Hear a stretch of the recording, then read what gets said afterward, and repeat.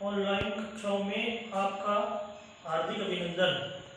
आज हम कक्षा 9वीं विषय सामाजिक विज्ञान में अर्थशास्त्र में पाठ 3 निर्धनता एक चुनौती, इसके बारे में जानकारी प्राप्त करेंगे। पूर्व में हमने निर्धन कौन है या निर्धन व्यक्ति किसे कहते हैं, इसकी जानकारी प्राप्त की है। वह व्यक्ति जो अपनी मूलभूत आवश्यकताओं को, जैसे मूलभूत आवश्यकताएं हैं,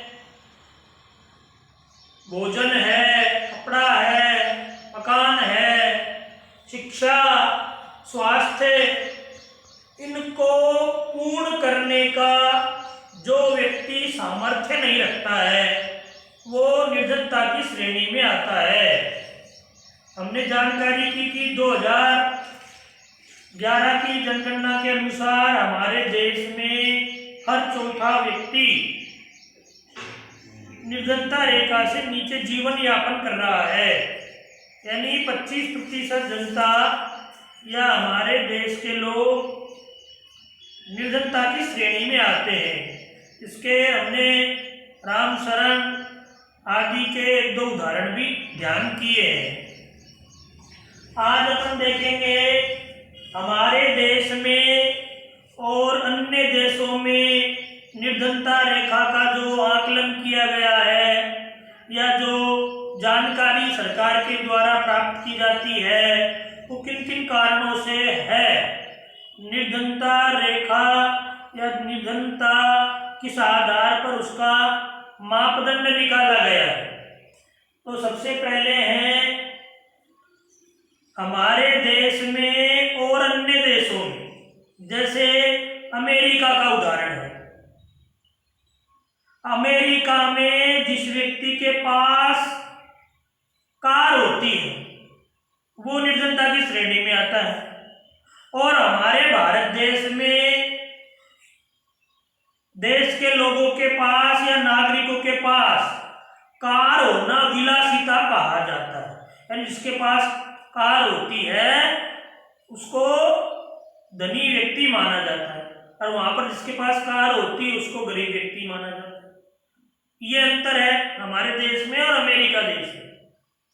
और भी कई उदाहरणों के माध्यम से निर्धनता रेखा का मापन किया गया है, जैसे खान पान की दृष्टि से शहरी क्षेत्रों में और ग्रामीण क्षेत्रों में कितना भोजन प्रति व्यक्ति प्रतिदिन मिलना चाहिए। तो जैसे भारत में स्वीकृत कैलोरी आवश्यकता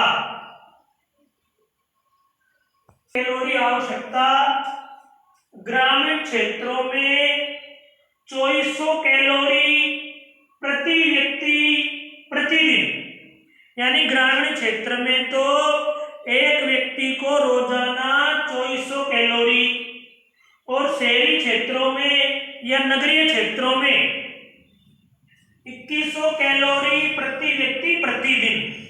ये खाने की दृष्टि से इतनी मात्रा में व्यक्ति को प्रतिदिन भोजन के आवश्यक तत्व उसको मिलने चाहिए। यदि इससे कम मिलते हैं, ग्रामीण क्षेत्र में 2400 कैलोरी और शहरी क्षेत्रों में 2100 कैलोरी, तो वो व्यक्ति निर्धनता की श्रेणी में माना गया है। गांव में खाद्यान्न की दृष्टि से व्यक्तियों को ज्यादा आवश्यकता इसलिए होती है कि वहां पर लोग परिश्रम का कार्य करते हैं, मेहनत ज्यादा करते हैं, तो ज्यादा परिश्रम और मेहनत करने से शरीर को ज्यादा ऊर्जा की आवश्यकता होती है। शहरों में कार्य तो करते हैं लेकिन उसमें परिश्रम थोड़ा कम लगता है। दूसरा प्रकार है जो कीमतों को ध्यान में रखते हुए, इसमें वृद्धि भी होती रहती है, कमी भी होती रहती है। अभी तक सारे मापदंड 2011-12 के अनुसार है, क्योंकि 2011-12 में ही हमारे देश की जनगणना हुई थी। तो कीमतों को ध्यान में रखते हुए वर्ष 2011-12 व्यक्ति की निर्धनता का निर्धारण ग्रामीण क्षेत्रों में 816 रुपए प्रति माह और शहरी क्षेत्रों में 1000 रुपए प्रति माह किया गया है। यानी एक माह में जिस परिवार में 4-5 सदस्य होते हैं उनको एक माह में ग्रामीण क्षेत्र में 816 रुपए और शहरी क्षेत्र में 1000 रुपए प्रति माह ये कीमतों के आधार पर निर्धारण किया गया है। इतना रुपया उसको आवश्यक है, ये तो न्यूनतम बात है।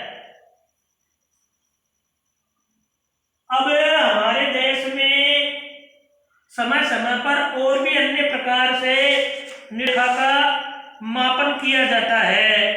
जैसे 2011-12 में ही ग्रामीण क्षेत्र के जिस परिवार में 5 सदस्य है उनको लगभग अपने परिवार का पूर्ण रूप से खर्चा चलाने के लिए, जीविका यापन करने के लिए, भोजन के लिए, कपड़ों के लिए, शिक्षा के लिए, चिकित्सा के लिए जो मूलभूत आवश्यकता इनके लिए 4,080 रुपए प्रति माह कम से कम और शहरी क्षेत्रों में 5,000 रुपए या इससे अधिक प्रति माह 5 सदस्य जिस परिवार में होते उसके लिए इतना इनकम का होना आवश्यक है। इनकम यानी आय।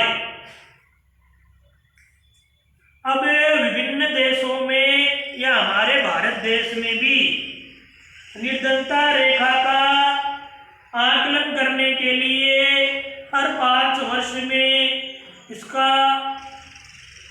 अनुमान लगाया जाता है, तथ्य इकट्ठे किए जाते हैं। इसके लिए निर्धनता रेखा का आकलन करने वाला संगठन बनाया गया। उस संगठन का नाम है राष्ट्रीय प्रतिदर्श सर्वेक्षण संगठन। राष्ट्रीय प्रतिदर्श सर्वेक्षण संगठन प्रति 5 वर्ष में अपने कर्मचारियों को नियुक्त करके और हमारे देश में जो निर्धनता रेखा का आकलन करना इसका दायित्व इस संगठन का है। अब ये विभिन्न क्षेत्रों में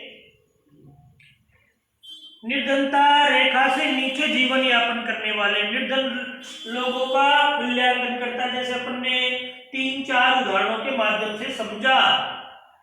खाद्यान्न की दृष्टि से कैलोरी की आवश्यकता, कीमतों को ध्यान में रखते हुए जो वृद्धि होती रहती है और कमी होती रहती है उसके अनुसार, और जो हमारा राष्ट्रीय प्रतिदर्श सर्वेक्षण संगठन है